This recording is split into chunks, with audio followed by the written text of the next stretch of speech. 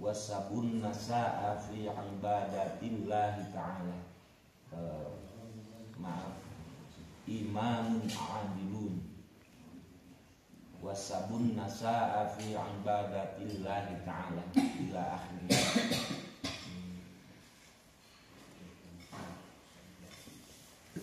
Sab'atun 7 golongan yudhilluhumullahu bi dhillihi, yang akan mendapatkan perlindungan naungan dari Allah Subhanahu wa ta'ala, yang salah satunya adalah imamun adilun, yaitu pemimpin yang adil.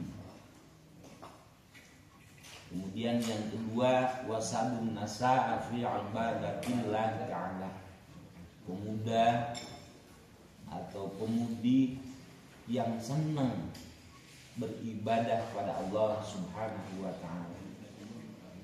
Hadirin yang berbahagia, bahwa kelak di akhirat nanti ada sebuah tempat, ada sebuah padang yang disebut dengan padang mahsyar, bahwa seluruh manusia dari sejak Nabi Adam alaihissalam yang diciptakan Allah dari tanah hingga manusia terakhir nanti, Allah kumpulkan dalam tempat itu, dalam padang mahsyar itu, yang menurut beberapa keterangan bahwa lantainya itu, dasarnya itu terbuat dari perak, ada yang mengatakan dari emas, kemudian di atasnya disinari atau disorot matahari sebanyak 7 matahari. Itu bisa dibayangkan betapa panasnya matahari yang menyorot manusia yang ada di padang mahsyar itu, sementara manusia yang ada di situ ada sehelai benang pun, sehelai kain pun yang menempel pada badan, sehingga akan terasa panas, begitu panas.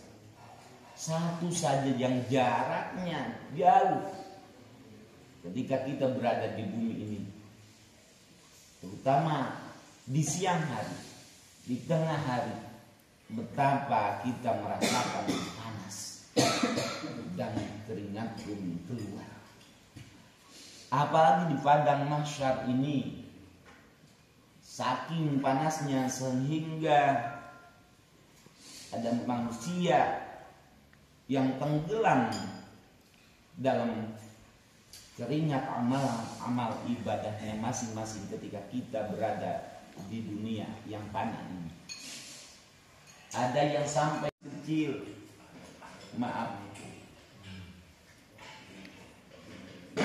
ada sebuah tempat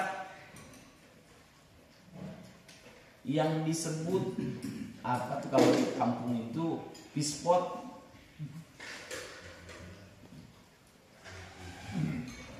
Kalau di kita tidak tahu tuh namanya. Nah, kita tahu pispot itu sebuah tempat membuang air kencing, air seni kita, buang air kecil kita, atau membuang sesuatu yang ada pada badan kita, itu memang tempatnya.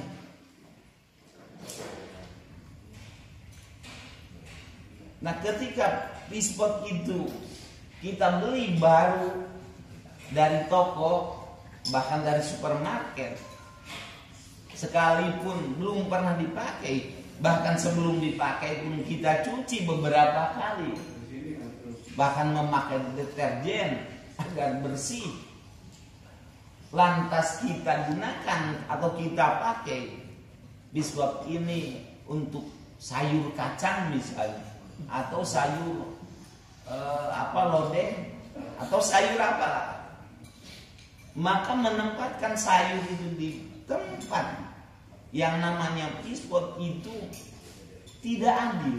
Sebab kita tahu bahwa pispot itu bukan tempatnya sayur, bukan. Sekalipun itu masih baru, bahkan beli dari toko yang hebat, supermarket misalnya, kita tidak akan berani memakan sayur itu, karena kita tahu bahwa yang namanya pispot itu bukan peruntukannya, bukan untuk menyimpan sayur, sekalipun pispot itu masih baru dan belum pernah dipakai. Kalau kita menempatkan sayur itu atau menaruh sayur itu di tempat pispot itu tidak adil, sebab pispot bukan tempat. Atau kita memperlakukan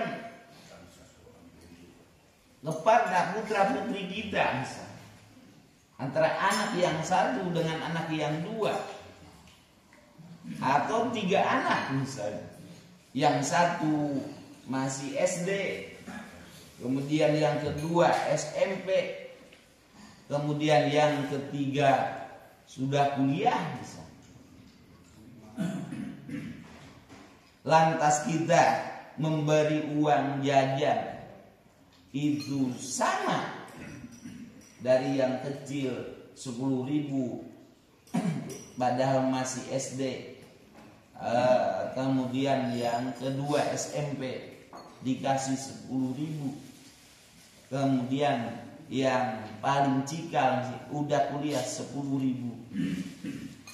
memberikan nilai yang sama kepada anak yang berbeda seperti itu tidak adil. Jadi keadilan itu menempatkan sesuatu pada tempatnya. Seharusnya ketika kita memberikan uang jajan 10.000 pada anak yang SD, karena memang pertama sekolahnya berdekatan dengan rumah, kemudian yang SMP dia harus memakai angkot misalnya atau kendaraan, tidak adil kalau memberikan uang jajan 10.000, apalagi itu plus dengan ongkos. Apalagi anak yang sudah kuliah, lebih tidak adil lagi kalau masih tetap sama memberikan uang jajan 10.000.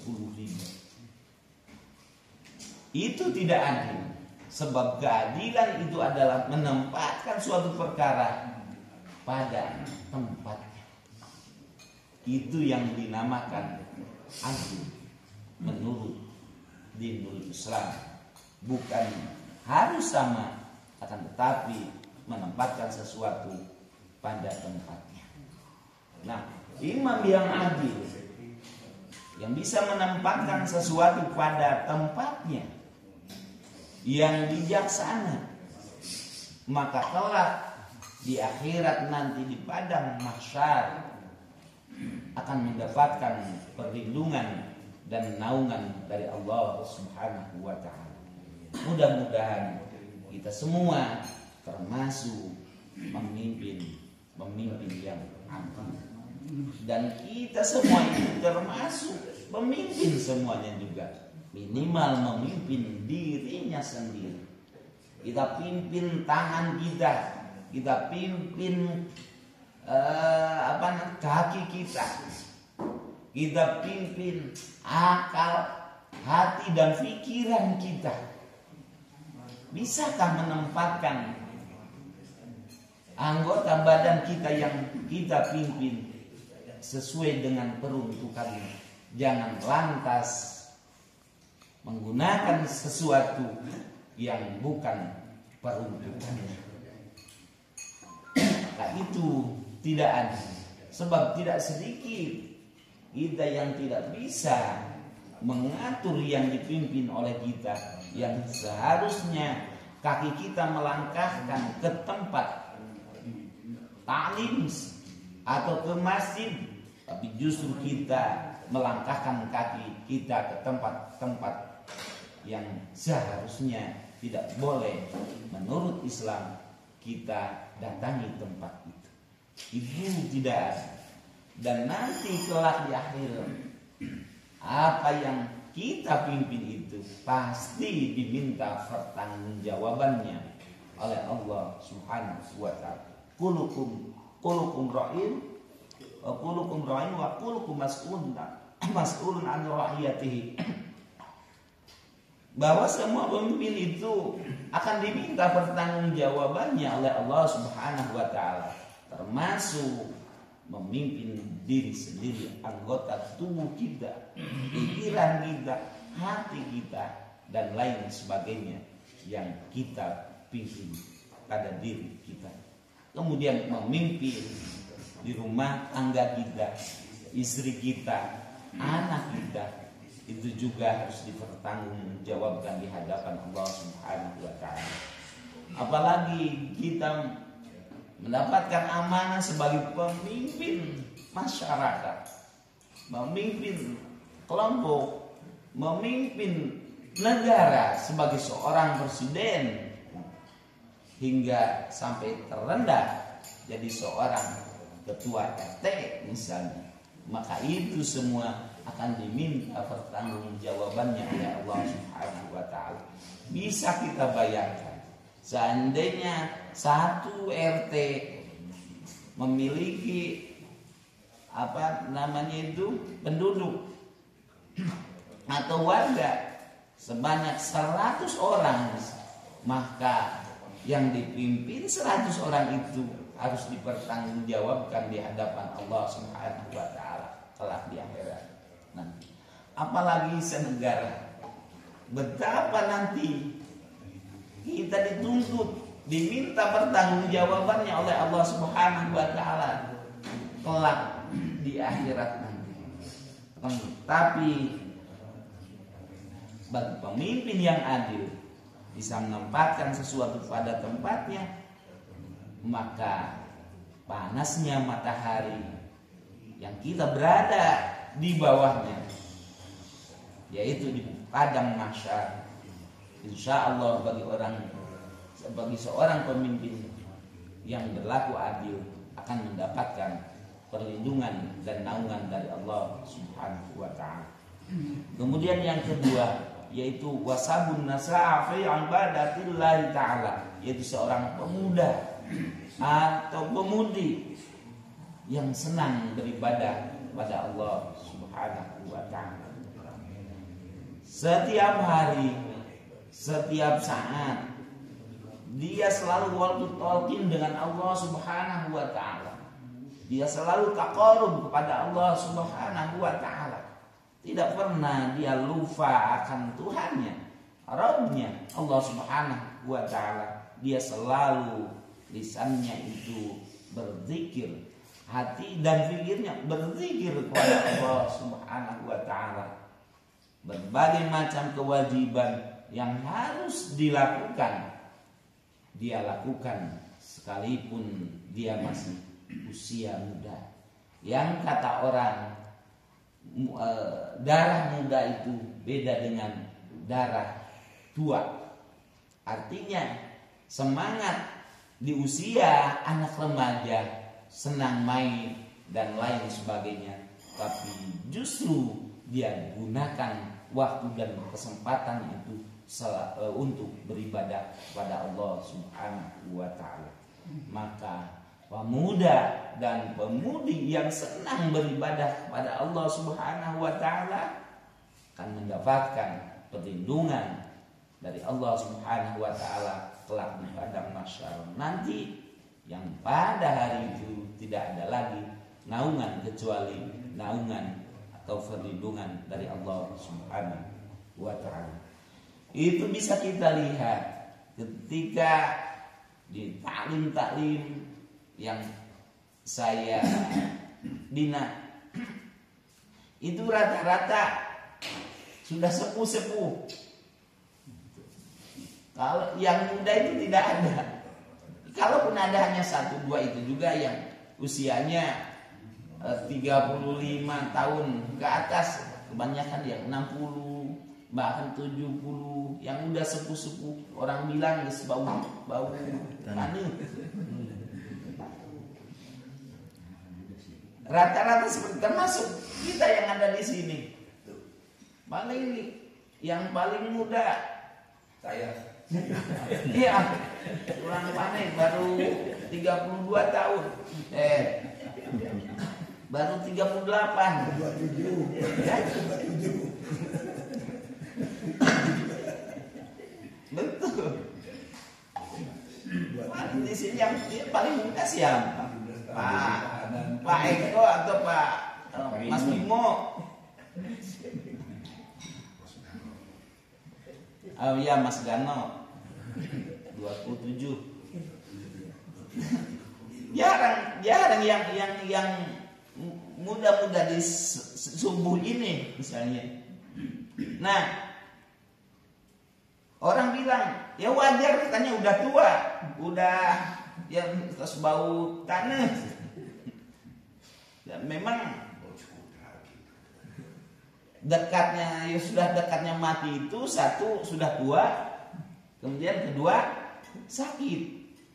Tapi tidak semua yang tua lebih dulu meninggal. Tidak.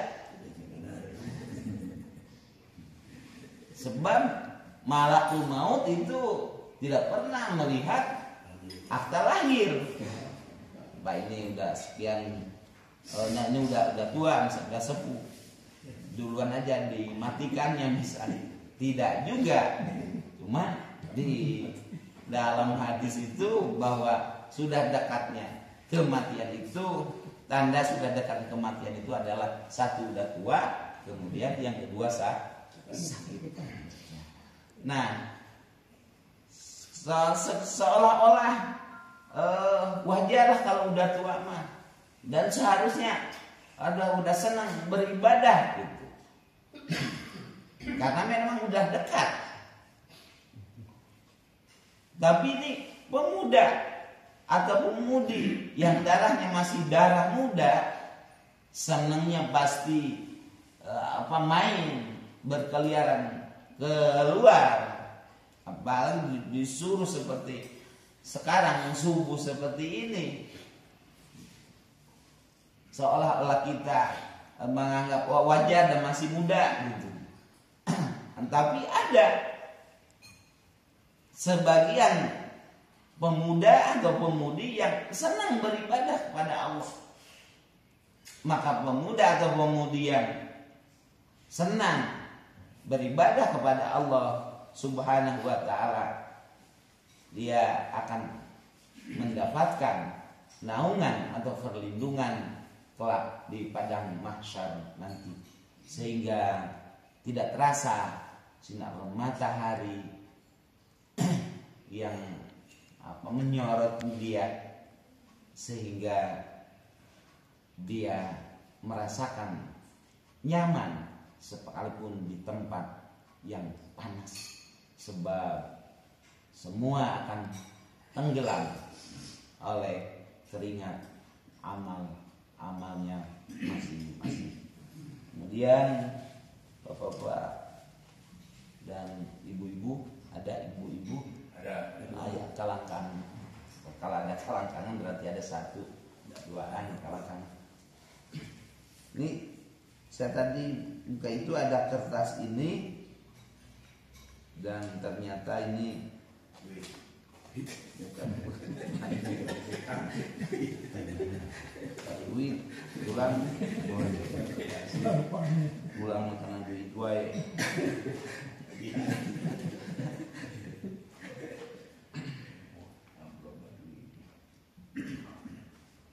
Potongan kertas nih. Berkenaan dengan apa tadi kita, tanda yang sudah dekat dengan kematian itu sakit, kemudian tua. Tapi tidak semua yang tua atau yang sepuh lebih dulu meninggal. Bisa jadi yang muda lebih dulu meninggal. Sebab malaikat Israil yang tugasnya mencabut nyawa tidak pernah melihat akta lahir. Nah, di sini hadis rawahu Bukhari, hadis riwayat Imam Bukhari. Idza udi'atil janazah wa tamalaha rijal ala a'naqihim fa in kana salihatan qalat qaddimuni wa in kanat ghairu salihatin qalat ya wailaha aina tadhhabun tadhhabuna biha yasma'u sautaha kullu syai'in illal insana walau sami'ahu lisu'iqan. Rawahu Bukhari. Idza wudi'atil janazatu, apabila jenazah diletakkan di tempat jenazah, di suatu tempat, dan jenazah itu adalah pendosa, suka melakukan kemaksiatan, kemudian arijalu ala a'naqihim, dan beberapa orang laki-laki memikulnya di atas bahu mereka. Fa in kana sholihatan qalat, dan apabila jenazah itu jenazah yang saleh, yang baik, suka beribadah, maka jenazah itu berkata,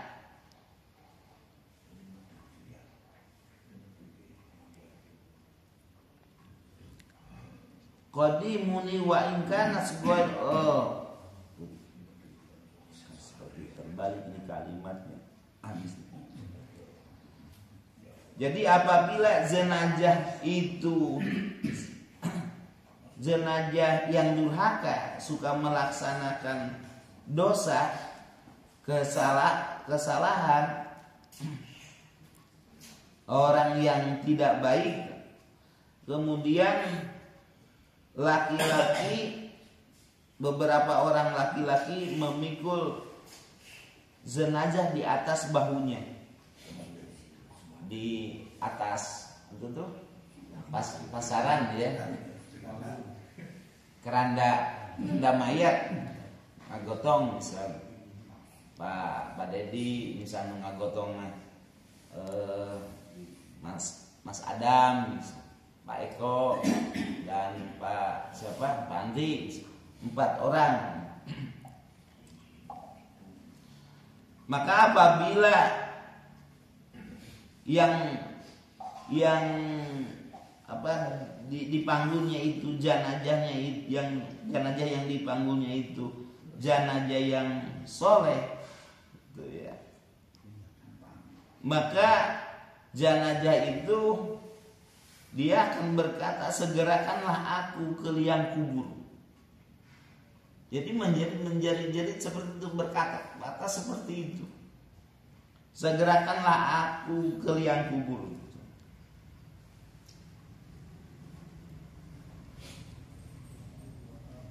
Akan tetapi wa in kanat ghairu sholihati qalat ya wailaha aina tadhhabun. Akan tetapi kalau jenazah itu, mayat itu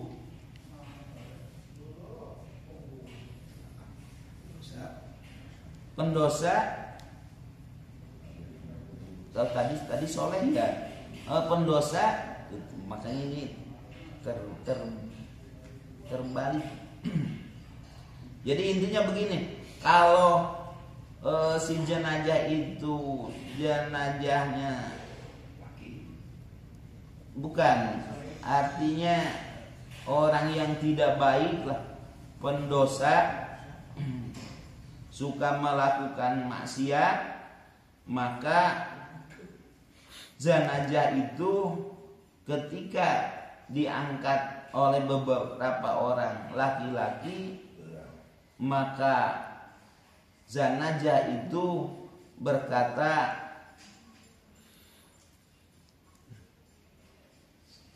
ya wailaha aina tadhhabun biha.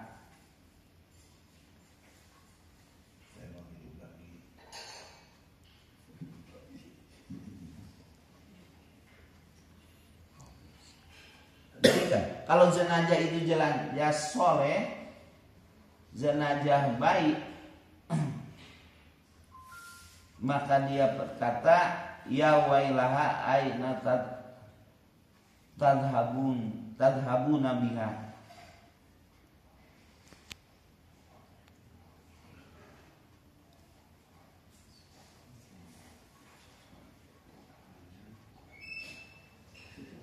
Sekali lagi saya bacakan dari awal. Iza wudi'atil janazah wa tamalaha rijalu ala a'naqihim fa in kanat salihatan qalat qaddimuni wa in kanat ghairu salihatin qalat ya wailaha aina tadhabun aina tadhabuna biha yasma'u sautaha kullu syai'in illal insana walau sami'ahu la sa'iqa.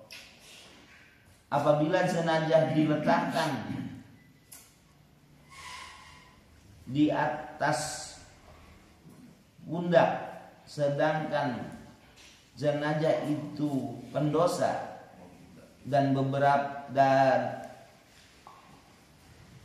beberapa orang laki-laki memikulnya di atas bahu mereka, lalu jika ia adalah orang yang soleh, maka ia berkata, segerakanlah aku ke liang kubur. Tetapi jika ia adalah bukan orang yang soleh, maka ia berkata, wahai kecelakaan, kamu bawa pergi kemana?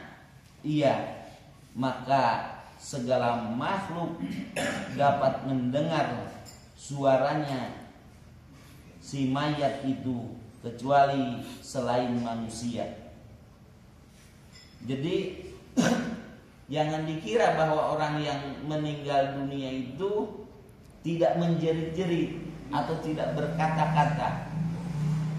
Akan tetapi melihat hadis ini, mayat yang sudah mati itu menjerit-jerit. Di antaranya, ya wailaha aina tadhabun nabiha. Wahai kecelakaan, kamu bawa pergi ke mana aku ini? Jadi ke orang yang memanggul jenazah itu berkata, mau dibawa pergi ke mana? Saya ini. Itu menjadi berkata-kata seperti itu. Yasma'u sautaha kullu syai'in. Semua makhluk yang ada di sekelilingnya, yang dilewati jenazah yang diusung itu, yang dipanggul ke makam atau ke kuburan itu, mendengar. Misal binatang itu. Ilal insan, kecuali manusia.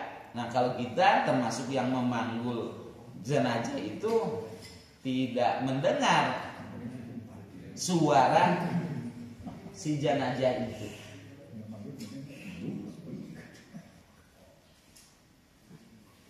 Kenapa kita tidak bisa mendengar?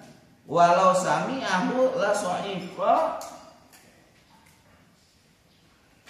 Dan apabila